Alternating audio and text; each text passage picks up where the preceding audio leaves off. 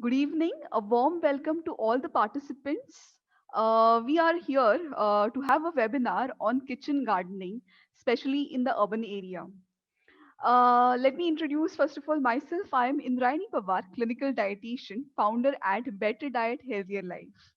Today we have with us Madhura, who is a co-founder at RU Natural Farms. So, as a dietitian, I always make sure to tell my patients that it is very important to eat something that is organic, that is naturally and locally grown, because it's more nutritious. However, what happens usually is that we don't know how to grow our own kitchen garden. Many a times, due to space crunch, unavailability of space, or we really don't know how to go ahead with things. So today we have Madhura, who is going to help us with that. To introduce Madhura, she is a budding entrepreneur who has always tried to convert her passion into her goals. She is setting benchmarks towards natural methodologies of growing produce and also creating awareness for the same. A person who has developed interest in details through her camera lens and now through her work in natural farming. So, welcome Madhura to this webinar.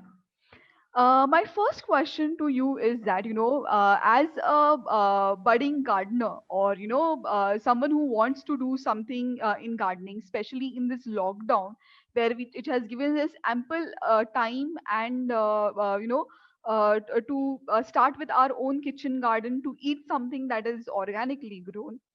uh, Someone who is staying in an urban area in a 1 or 2 BHK flat and is confined to a small gallery or maybe a window and not too much amount of ample space. How do we go ahead with this kitchen gardening? The most important thing is in order to grow any of your kitchen garden vegetables, first you need to make a list of all the vegetables you wish to grow. Now, this is just a wish. Now, I would like to grow tomatoes, chilies, brinjal, maybe okra, then ginger, garlic, onion, maybe beetroot, and the list goes on and on. But the thing is, you need to first shortlist it to what you can grow.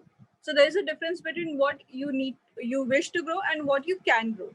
So accordingly, then what you need to do is you find your space, what kind of space you have. Now usually in metro cities, what you have is just a box grill for your windows. So in that space, how you can grow it? So there are multiple ways in which you can grow there by using different types of planters.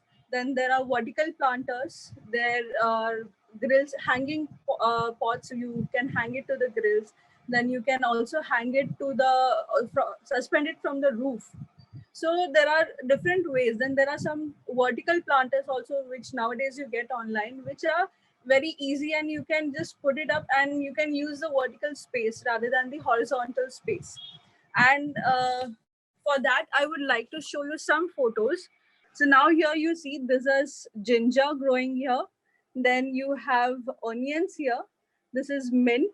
This is green chilies. Here you have methi.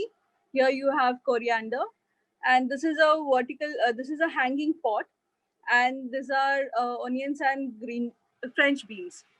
So if you see that I still have some more space where I can use some more vertical planters here instead of using a flat pot. You can use vertical plots, you can use hanging pots. Then the second part is here you can actually upscale. Now this what I have used is an upscaling of my old oil cans. So I'll just share with you how it is. Wow, that's really interesting to see, Madhura. Guys, Madhura actually had this presentation on her laptop, but there's something wrong. But thanks to the ideas that we have even uprooted the technologies, and she's doing her best to show it to us. I have spotlighted her, so it's very easy for you all to see what she's exactly showing us, and she has some awesome, fantastic ideas. So Madhura, with all this, the first question that comes is, what exactly is organic farming? Yes. So organic farming is nothing but use growing your food without using any harmful chemicals or pesticides. So what do? You use something which is organic, like cow dung manure, or using compost. So everything what you use is devoid of any pesticides and any harmful chemicals, and you have, so what you get is very pure. That is basically organic farming. Great. So when we are growing our kitchen garden, basically we are not going to use any fertilizers which are going to be harmful to the environment, right? Yes, Okay. to the environment and also to us. Right, right. Absolutely, absolutely. Great. So, Madhura, you have shown us a great amount of deal about how to use the Space Crunch. I really liked your idea about reusing the oil can, which we usually throw away since it's a plastic waste. But it's a very nice idea to hang it and use it as a planter, so that you really don't waste too much of your money in the planters. Because especially when we are a mature gardener or a budding gardener like me, where I just want to see what and how things are happening. Am I really able to grow things and gain some confidence in planting? I guess reusing certain things is a great idea, rather than putting in money for planters which are like above 500 in the available in the market. Yes. So, Madhura, the next question that I would like to ask you is that, okay, we are done with the space crunch. Second is that, I am a nutritionist and a dietitian at the end of the day. So, I will definitely take care of what nutrition will my plants also get, and how will they get the nutrition. So, we all have learned since our school days that, the main source of nutrition to our plants is the soil. So, what quantity Yes. and quality of soil are we supposed to use for our kitchen garden? Yeah. So when it comes to sorry. So when it comes to soil, there is different methods in which you can actually use it or make it and mix it with different types components. So the first important thing is that your soil should be well drained. So what does it well drained means? It means that it should not be cloggy. It should not be very sticky. It should the water. It should have enough water, but it should not clog. The water should not clog in your pots. Second thing is, there is one method of filling up your planters is by adding all your kitchen waste and composting, for which I already have a video, and I guess most of them have already seen it.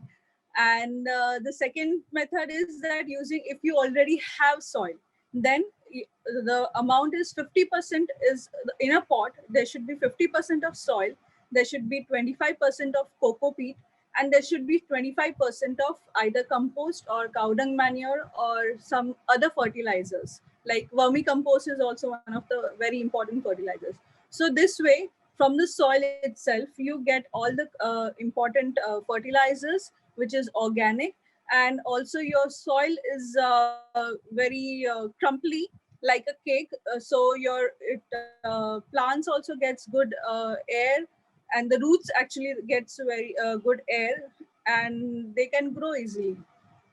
Right, Madhura, thank you so much. You used a very nice word to explain the texture of soil. Like, it should be crumbly like a cake. So, you should always, guys, Yes. so all the participants, we should always remember this. That it's a very good idea to remember this, that our soil should be as crumbly like a cake. It should not be too soft or mushy.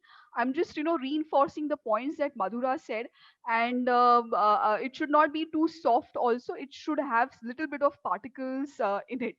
So great. That was a good enlightenment, because I always used to feel that, the soil should not have any stones in it, but I believe they are important for the water to drip through it, right? Yes, yes, definitely. Great, great, great. Sure. All right. So, all those who have joined now, I would just like to tell you all that whatever questions you all have, we will be answering it, or rather, Madhura will be answering at the end of this session. So, we'll be having a question answer session at the end of this presentation once Madhura is done with her presentation. So, please, all of you all make down a note of all the questions, all the queries that you have for Madhura, and we'll definitely answer them at the end of this meet.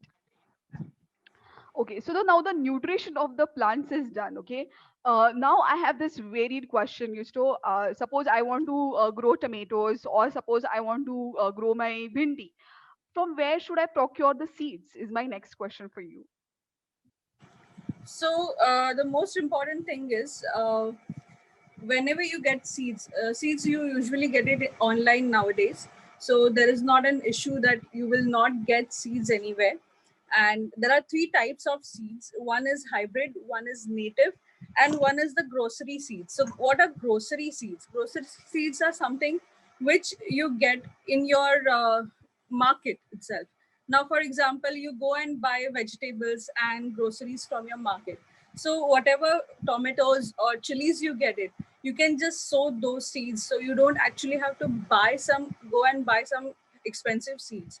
But there is a glitch here that not necessarily all the seeds will germinate. And if they germinate, there is a guarantee that, they will yield a good produce, but you can use it for initially. Now, for example, methi, you can always use the methi what you get it from your grocery stores.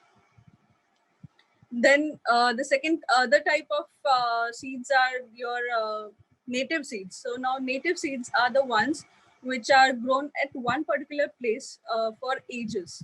So these seeds are also called as heirloom seeds or desi seeds. So these are one of the best types of seeds because their nutrition and taste is very much intact.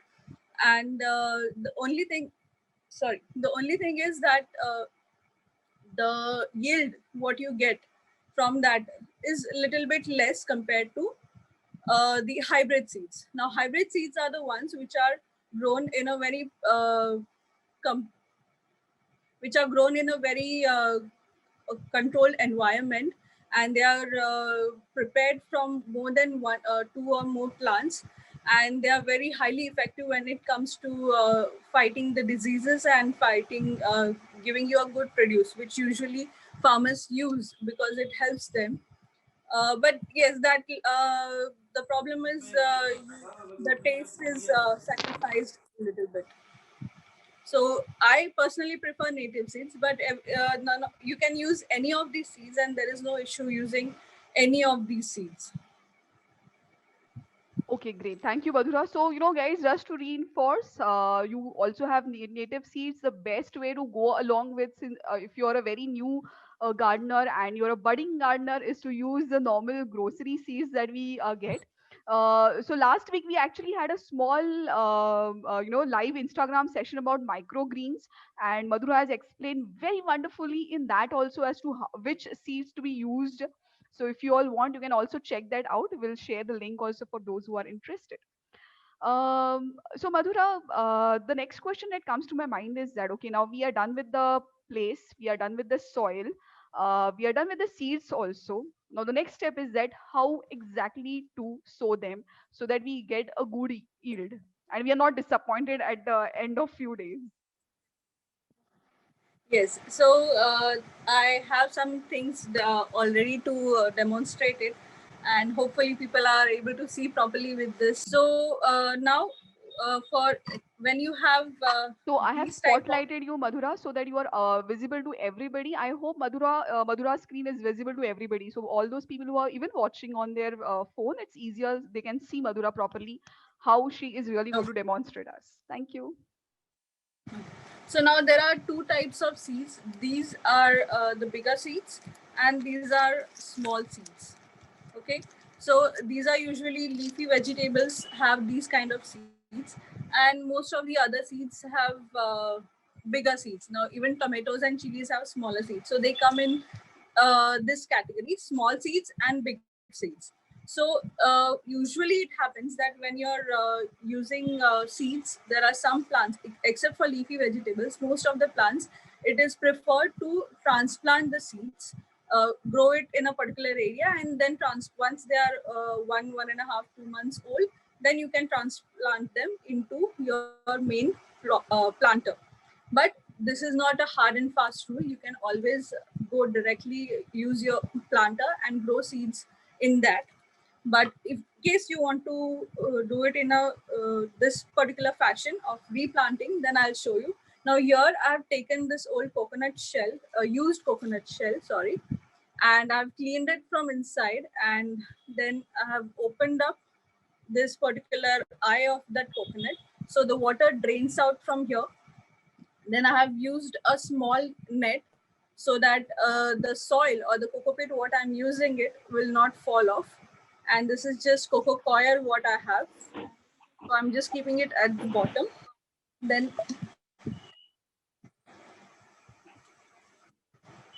here I'm adding cocoa peat, and with any pen or anything, just make 3 big holes.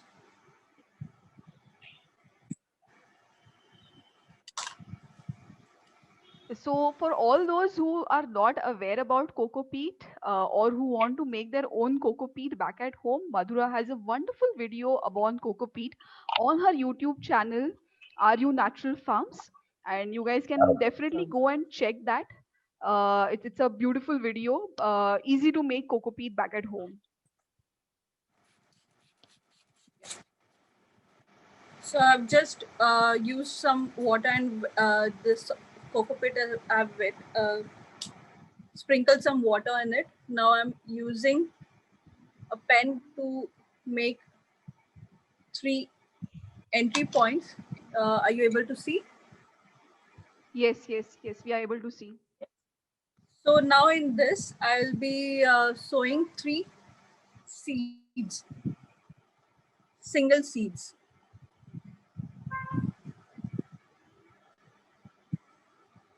So we have few people who have joined in now. Just to tell them, Madhura is giving us a beautiful demonstration as to how to sow seeds for your own kitchen garden.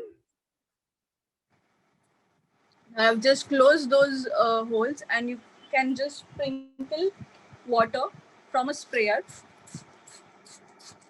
and keep it till it germinates. Now there are different options where you can actually close it with a cloth or anything, so that the seeds look out for sun, so they germinate faster. So you can close it for 1 or 2 days. If you do not want to do it, that is also okay. Still the seeds germinate, but the basic idea is they should get some warmth, and they should look out for sun. So keep it in a area where you actually do not have sunlight, sorry. So this is one pattern. Now the second pattern is using it in a planter. Now for especially for leafy vegetables. Now I have a planter here. Now this is a grow bag, and this is a soil. I have used some soil whatever I had, and I have mixed cocoa peat in this. So this type of soil. In this, what you do is, So again, this is a beautiful idea that Madhura has used of using a very easy to do planter rather than spending too much on that. so here, make space like this, make rows actually for leafy vegetables,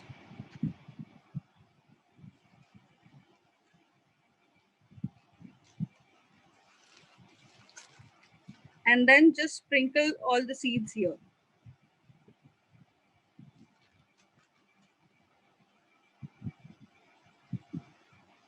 And then you can just cover them up. Madhura, may I ask you which seeds are these?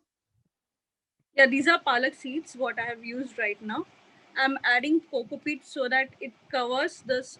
Seeds should not be open. Right, a very important point to all the participants that the seeds should not be open.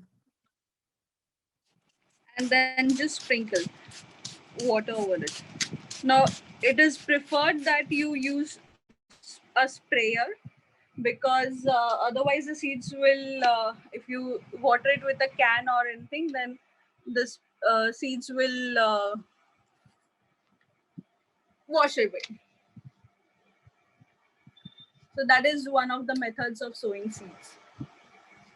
So, Madhura, my next question is that now we have sowed the seeds. You have given us a very wonderful demonstration on the same. Thank you. It makes life easier when you actually see things how they are done. So after sowing the seeds, what is the care that we really need to take care of the plant so that we really see those budding shoots of plant, which really like makes us very happy.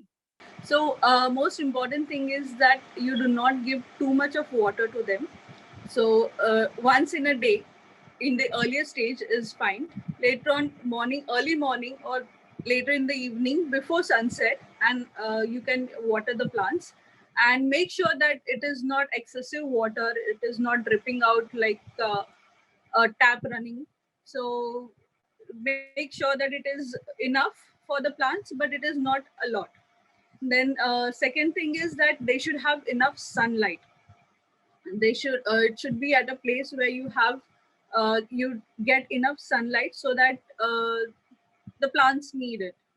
And another thing is that whenever you use fertilizers or pesticides, make sure that you use it, don't overdo it, or don't just do it, use a little bit. Right, great, great. So good insights on that. So Madhura, when we spoke about space, all right, these days, there are a lot of societies who ban you from planting or having plants in your balcony because aesthetically it doesn't go with them. They don't want to ruin their, great paint or anything. But still, you have, great budding gardeners in such societies also. How should such people cope up with this ban? Yeah.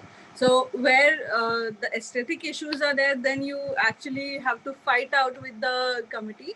But if there is another issue why people don't allow it, that many times when people water the plants, they water it a lot and it drips a lot. So it is not a good sight, and also it is harmful, and it keeps on dripping on the floor below you, and it can create problems and hassles. So the one of the easiest methods to do it, water your plants, is by using your old plastic bottles. So what you do is you make a hole to the cap and insert it in your planter like this, and uh, cut it from the top and put water inside this. So with this, what happens is that the roots get the water what they require, and there is no excess water dripping out. So this way, your planters are saved, and even your society won't have an issue. And you can also have a small drip irrigation pattern set to your plants in your small house. Also, that is also a very easy and possible method. Great, Madhura. You have shown us some nice hacks how we can have our own drip irrigation back at home with the things that are available at our own home. So, thank you, Madhura. I believe I'm done with my questions to understand how to start with my kitchen garden, and I'm well equipped now to go ahead with it. Okay. Any more suggestions that you would like to give our participants today? Or if our Well, participants have any questions, I guess we have the forum open for them to ask questions. They can mute themselves, and we can have a nice question answer session along with them.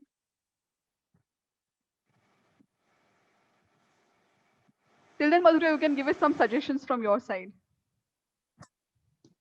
yes, the main thing is that yes, you need to care for your plants and obviously give a whole lot of love to your plants, but don't overdo it or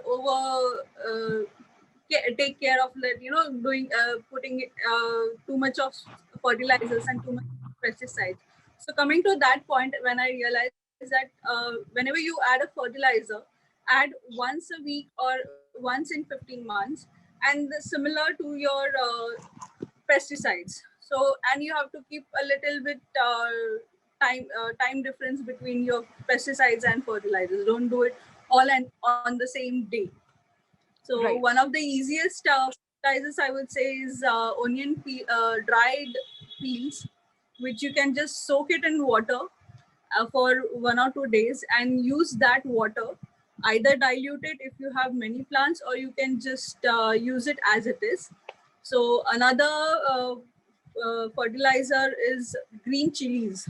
Sorry, that is a pesticide. I'm really sorry for that.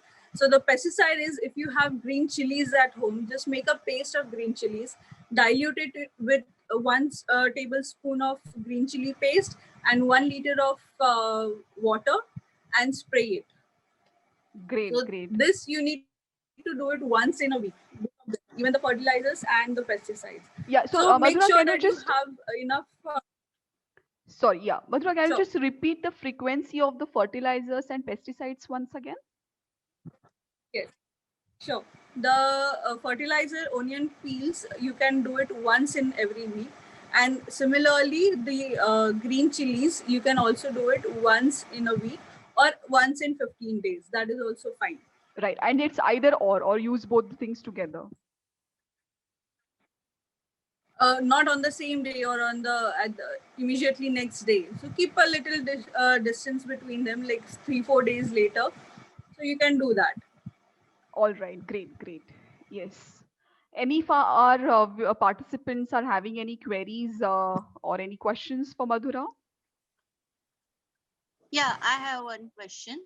Yes. So we have Hello. Miss Yeah. Neelam Paul over here. You can also start your camera so we can see you if you are comfortable. Hi. Hi. Yes. I don't have that much sunlight in my kitchen window or nearby my house. Then what it will grow or not grow? No, it will definitely grow. Means It is that not. kitchen garden is Okay, that's a very wonderful question and a very how important much point. sunlight it requires. Yes, Madhura, go How ahead. much sunlight it requires? Yeah. So the thing is that yes, plants definitely need sunlight, but that does not mean that it will not grow. There are few plants which, for example, coriander, which actually needs a whole lot of sunlight. Otherwise, even in a shady place, it does not grow. But otherwise, the rest of the plants definitely grow. Now, I'll show you one thing which I've just grown in these days. This is methi, which I've grown in recent days. So you can see from the height that it is not a very big size of a methi. It looks But beautiful, Madhura. thank you. As you've seen my place, which I just showed you all. So that place does not get a lot of sunlight, but still these are grown, and it is okay that you have light. That is fine. Only there are some plants which actually need heavy sunlight. Otherwise, they will definitely grow. Okay. Thank you. And what other you have told three types of seed. What is hybrid, grocery, and other what third one? What? Yeah, those are native seeds, which are also called as desi seeds or heirloom seeds. So basically, these are the nowadays actually most of the time hybrid seeds are used. Whatever we get usually is hybrid, and what you get under the name of organic food in market, that is done by from native seeds. But actually, the native seeds are the most the seeds usually nowadays are most cheapest thing available here. Tap कर का तुझा तो हे येतं ना mike. Thank you very much. Welcome. Hello. Hello. Yes. Yes. Tell us. Hello, Indrani and Madhura. Hi. Both of you are going to do very nice job. All the best to both of you. And just Thank you. I want to ask a very simple question. What is the benefit of coconut shell? Why always you are insisting on coconut shell? Okay, thank you.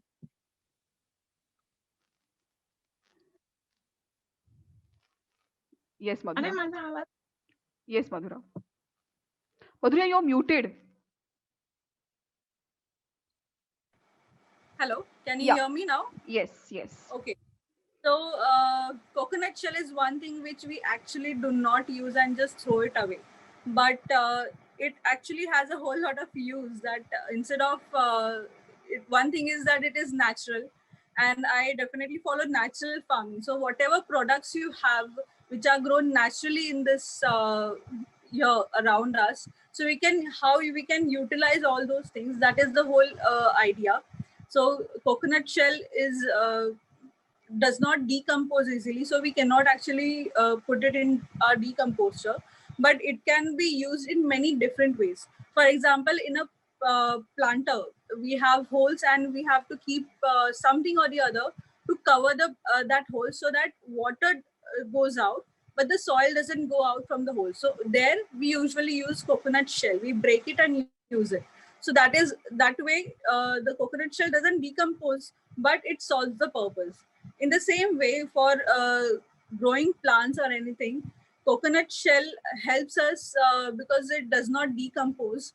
It will not give any fungus or anything for the planters. If you want to grow anything in that, it will not create any fungus. It will not decompose on itself, and it will also protect the plants properly. And that is one of the natural products we have. I believe that's the reason why coconut tree is called as Kalpariksha, because each and every part of it is like no usable. It cannot be thrown, and that's the reason I guess in organic natural farming it is the best thing to be used. Yes.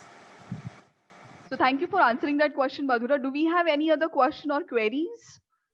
So just to reinitiate, there are wonderful videos that Madhura has posted. Today also she has posted a super video on using space on her YouTube channel, Are You Natural Farms?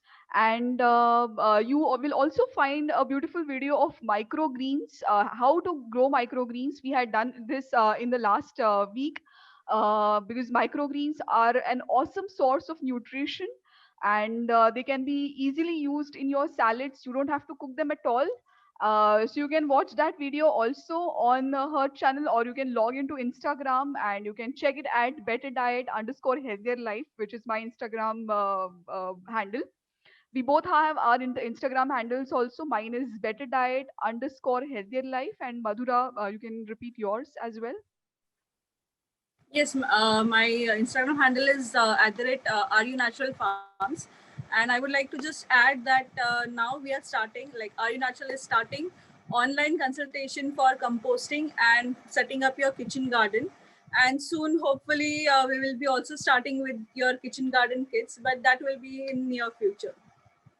Great, and we'll be awaiting your kitchen garden kit. So we are all well equipped to have our own kitchen garden. Till then, you have given us some awesome ideas and tips. How do we go about with our own kitchen garden? In case if you have any queries, please get in touch with Madhura.